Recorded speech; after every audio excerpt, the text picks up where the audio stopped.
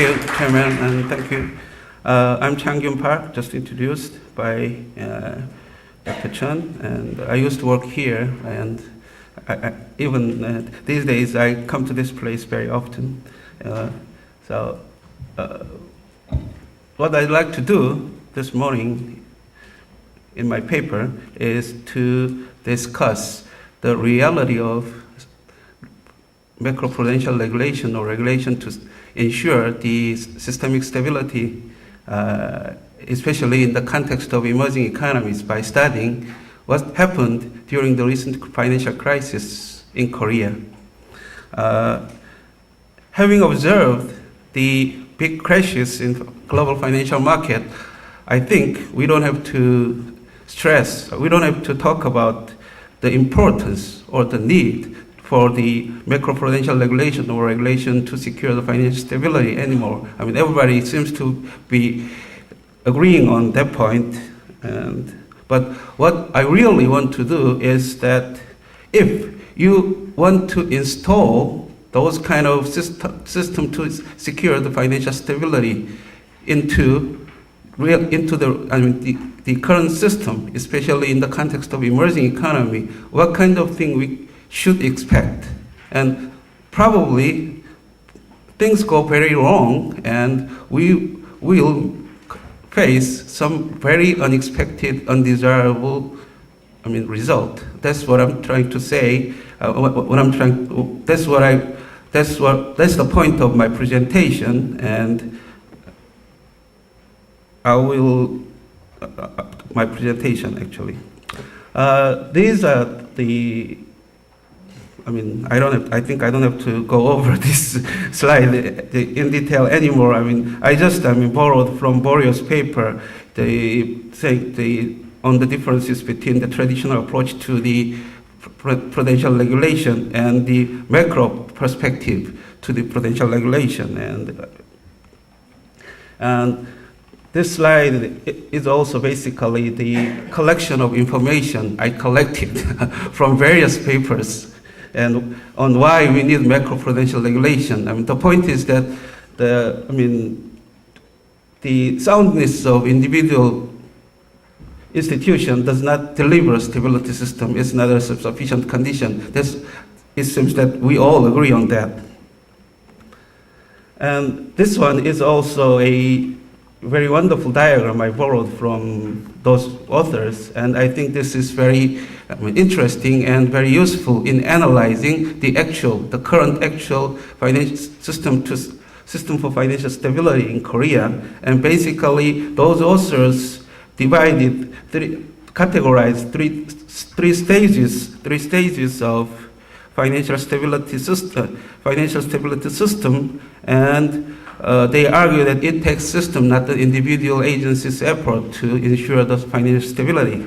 And those are the monitoring and analysis of the risk factors, of those various risk factors, and assessment on the implications. And then if the risk factors turn out to be enough threat to the financial stability, and the next stage naturally would be to think about what kind of policy measures, regulatory measures we need. Okay, in case of Korea, it seems that we also have a system kind of thing to secure the financial stability. These agencies are participating in the system. The Ministry of Strategy and Finance as the Treasury, and Financial Services Commission, the single financial regulator in Korea. Basically, they are concentrating on micro level regulatory prudential regulation, and financial supervisory services. It's a civilian based supervisory entity focusing on examination and inspection. Basically, they are implementing arm of the FSC, which is the government branch. And this is kind of very unique arrangement. Basically, I think we can find this kind of arrangement only in Korea and Japan, probably. In most of the Western countries, in in the area of financial regulations, government takes a kind of either handoff approach or the direct tackles of that. But we have two separate agencies. One of which is the government office. The other is the civilian entity. And next, the Bank of Finance, Bank of Korea is also a member of system in the financial stability. And finally, the Korea Deposit Insurance Corporation is involved in the resolution of failed financial institutions. One very characteristic feature of Korea Deposit Insurance Corporation is that they are involved in resolution of almost all kinds of financial institutions as well as banks. They are involved in the resolution of failed insurance companies or security companies even. Let me go over the roles of each individual agencies in the system for the financial stability. First, Ministry of Strategy and Finance hold a big, though indirect, stake in maintaining financial stability as the prime coordinator of macroeconomic policies in Korea. MOSP has the duty to ensure stability in the economy as a whole, not just restrictive in not just the financial stability. Financial stability is a crucial, as we all know, financial stability is a crucial condition for the economic stability. So MOSP clearly has a big stake in maintaining the financial stability. But the ministry is not involved directly in the system for the financial stability, direct on daily basis. Financial Services Commission has the primary responsibility of financial stability. Basically, the office is the single integrated regulator in Korea. They regulate all kinds of financial firms, including banks, insurance companies, and security firms, and even some non-banking institutions, as long as they are involved in financial affairs. This is a government organization under Prime Minister, under the direction of Prime Minister, and the head of the organization is the government official at minister level. And FSC has the duty to oversee implementation of all financial laws and to design policies on financial regulation. And they have the power to draft rules and regulations within the based on the delegated power from the financial laws. But the office does not conduct examination or inspection on individual institutions. The function is delegated to financial supervisory services, which is basically civilian organization. And FSC also design and implement policies to promote the development of financial industry, which are called financial industrial policy. It's very rare and very interesting design of organization. And a regulatory organization also functions as a promoter of the industry, which basically they are supposed to regulate. We see a clear possibility of conflict of interest. But that kind of arrangement was done basically 2 years ago when the current administration took the power in the name of small governments and the elimination of duplication of government functions across the cabinet. That's very interesting arrangement anyway. And FSC has also the power to approve the budget of financial supervisory services, which conduct the inspections and examinations on individual financial institutions and supervise FSC's activities.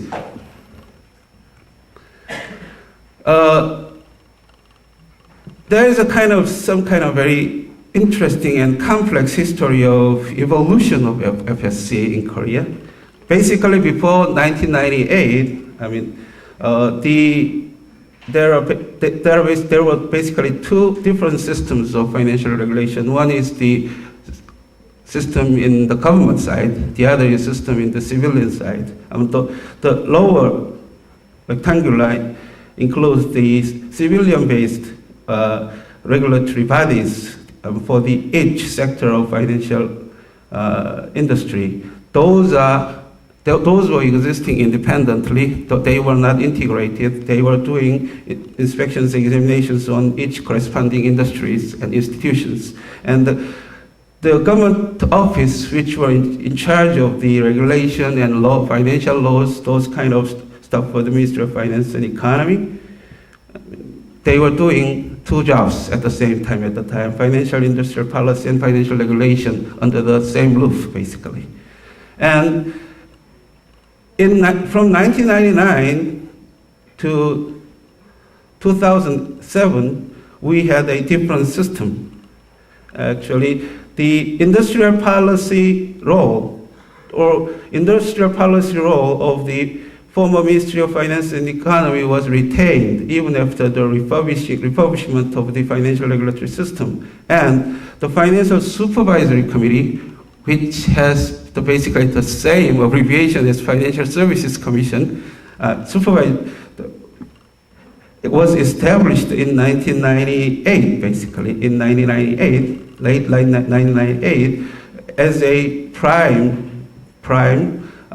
financial regulator in Korea by separating the role of financial regulation from the Ministry of Finance and Economy. And at the civilian side, all those independent, separate, the sectoral inspectors, supervisors were integrated into one entity called Financial Supervisory Services.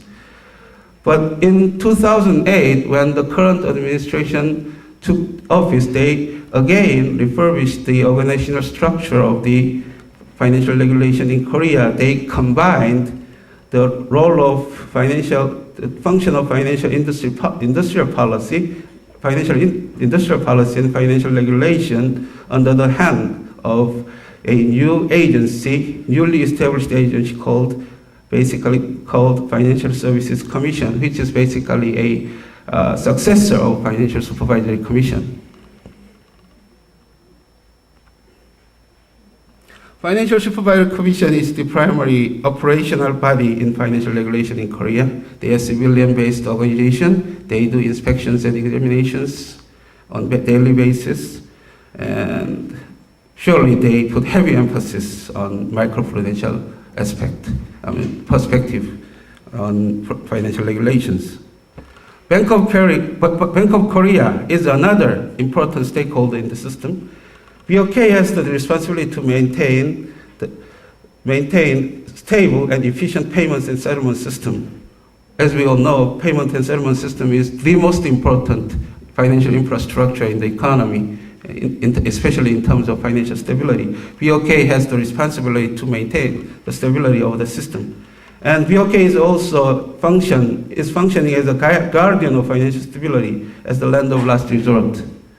And BOK also possesses one of the most powerful macro-prudential regulatory tools, which I believe the monetary policies. And KDI, Korea Deposit Insurance Company, is the institution to resolve the failed institution. So they, are under the supervision of Financial Services Commission. Let me briefly summarize the characteristic feature of the Korean system in 3 or 4 categories. First of all, I would like to point out the lack of clear legal demarcation on the jurisdiction of each agencies could be caused probably some problem, especially when the emergency occurs. This kind of thing typically does not cause any particular problem as long as the institutional foundation is strong, the history of the cooperation among the financial regulators are long. But in an emerging economy like Korea, in order to avoid a chaos surrounding the jurisdiction and the power and territory, all those are kind of thing, clear legal demarcation would be the best solution, I guess. So, but, I mean, it is always difficult to foresee what's going to happen in the future and write down all the contingencies in the in law. But the problem is that if the laws are too vague on this kind of division of labor among different financial regulators in emerging economies, that itself could be a source of the problem. I will give an example of this kind of problem later in my presentation. That was actually happened in Korea during the recent financial crisis. And the next characteristic of the Korean system I would like to point out is the bureaucratic dominance in the financial regulatory system still. As I've already emphasized, FSC is functioning as the rule setter and policy maker, while FSS is basically an executor of the policies and rules and regulations, made by the FSC as a government office. When first established, FSC was nothing but a small unit, staffed with a small size of bureaucrats. If my memory is correct, they started with 19 bureaucrats as a kind of small office to support the financial supervisory committee, 9 commissioners. They are basically secretariat, they were. But the FSC has transformed itself into a powerful agency with more than 200 bureaucrats just within 5 or 6 years. Basically, in 5 or 6 years, suddenly they do all the things as far as financial regulation is concerned. And dominated the arena of financial regulation. The core argument the FSC used in achieving this kind of fulfillment is that this kind of thing, a lot of important some important administrative functions, such as licensing and financial institution and sanctioning, should not be exercised by civilians. Therefore, FSS cannot be the sole financial regulator in Korea. We need some kind of administrative body to do this kind of administrative jobs with the nature of the exercise of the government power.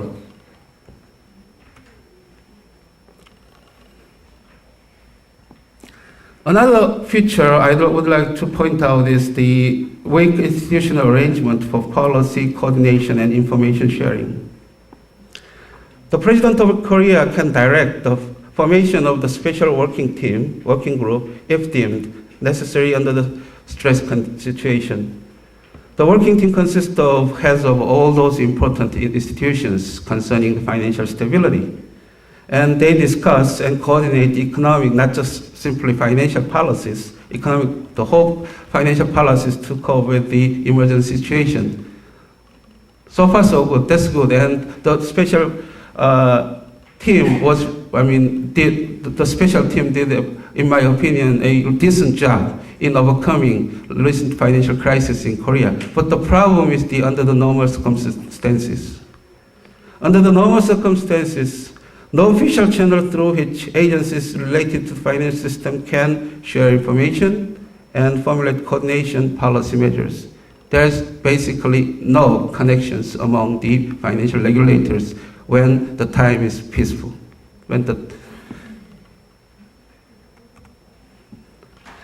I would like to conclude my presentation by telling you 2 very interesting tales on the episode happened in Korea during the last financial crisis, and try to draw some implications what we should expect in terms of unexpected negative things when we are trying to install, when we install the macro-prudential perspective into the existing financial regulatory system in emerging economies like Korea, where the institutional foundation is not so strong. We observed a severe, fierce battle between BOK and FSS, along with FSC, over amendment of BOK Act. BOK had constantly raised the discontents of its limited access to regulatory information, which I think is legitimate assessment. And BOK does not possess the power to inspect individual institutions without help or consent from FSC or FSS, even if those informations are crucial to the maintenance of the stability of payment and settlement system. And under the law, they have the power to ask the submission of information. That's all. I mean, another power.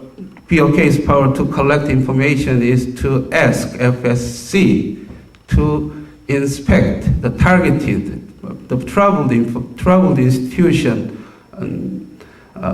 for the BOK and with BOK in order to, for the purpose of achieving the goals of monetary policy.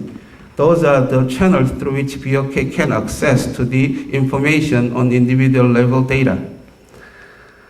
And there were enhanced interest on macro-prudential regulation due to global financial crisis in 2008. BOK launched a campaign to gain broad access to macro-level regulatory information by broadening the scope of the power of BOK to collect the information without relying on FSC or FSS.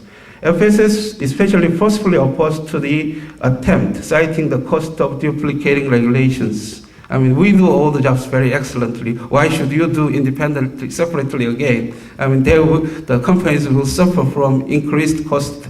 I mean, those kind of arguments. The discussion was stalled due to the grave they simply could not reach an agreement. And Presidential Commission to address the issue was formed. And they were but to no avail. They were unsuccessful to draft the conclusion. They didn't do any recommendation. And all they did was just kind of, I mean, we should discuss these things a little further, something like that. And in December 2009, Bill to amend BOK Act, following the wishes of BOK, was initiated. The National Assembly was seriously divided over the issue. The division of opinion was not following the party line, which we usually expect, but on the committee affiliation. So the thing is that, I mean, the crucial factor which determines your opinion on this bill is what kind of committee you are belonging to. Not what kind of party, what party you are affiliated. For example, State Affairs Commission in charge of FSC, FSS strongly opposed to the bill. And Finance Committee which is in charge of, the BOK, basically, strongly support and drafted the bill, basically. Party affiliation didn't mean anything at all during the discussion. All that matters was which financial congressional committee you are belonging to. I mean, these kind of fierce territorial behaviors may result in serious problems, especially if active macro-prudential regulation policies pursued by the multiple regulatory authorities at the same time. FSS actually established a bureau to research and inspect the feasibility of macro-prudential regulation. They have a bureau on that inside their organization. They argue that they should they should be in charge of the macro-prudential regulation instead of BOK. I mean, though that is an extreme viewpoint. And Another episode is about the BOK's reluctance to participate in emergency measures to cope with crisis. Ministry of Strategy and Finance initiated an establishment of Bond Market Stabilization Fund with an asset size of 10 trillion Korean won to cope with liquidity problem in bond market during the recent financial crisis. BOK was really reluctant to contributing to the fund and announced contribution contingent on the size of other participant contribution. The final conclusion they reached was that BOK will contribute to the fund as long as other institutions contribute.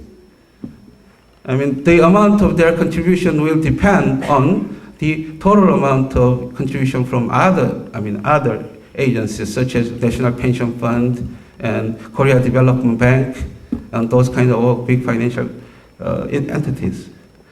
The contribution constituted actually de facto emergency loans to the private economic agent as well as the banks. BOK took an extremely conservative approach to the issue and was not willing to address it in a straightforward manner as stated in the law. If they decide this is emergency situation, they should be going forward and they should be swift and decisive. But I mean, they actually did not officially, at least at official level, they actually did not decide their own opinion on whether the financial crisis at the end of 2008 and early 2009 was an emergency situation or not. Officially, there was no emergencies in financial market in Korea during that time.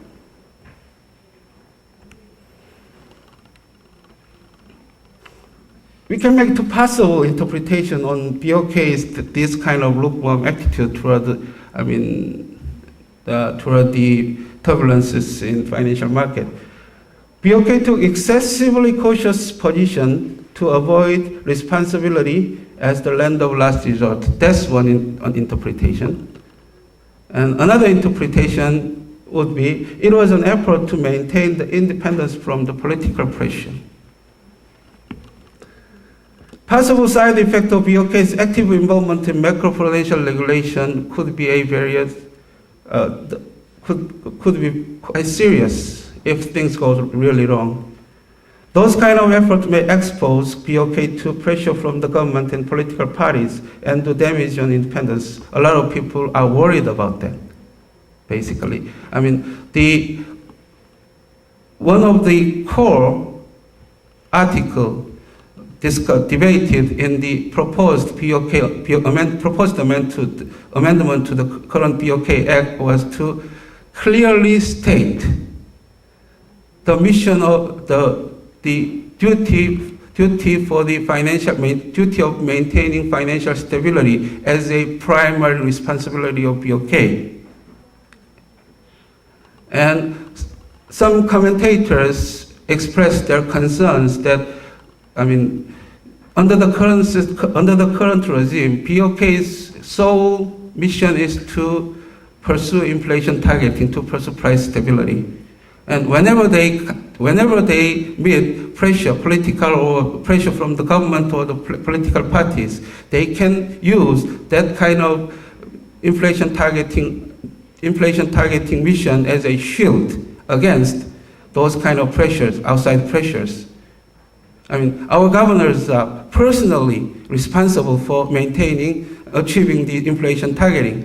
If we fail to achieve that goal, we will be in big trouble by law. Those kind of arguments were very useful. Turn out to be very useful in gaining the ground for the independence of the BOK.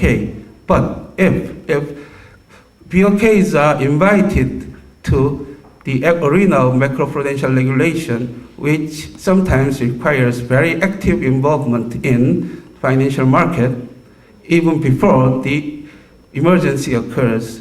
I mean, we cannot deny the possibility of the problem in terms of independence of BOK, especially when we think about Korea is still an emerging economy and does not have strong institutional foundation. So Though basically this concludes my presentation. Thank you.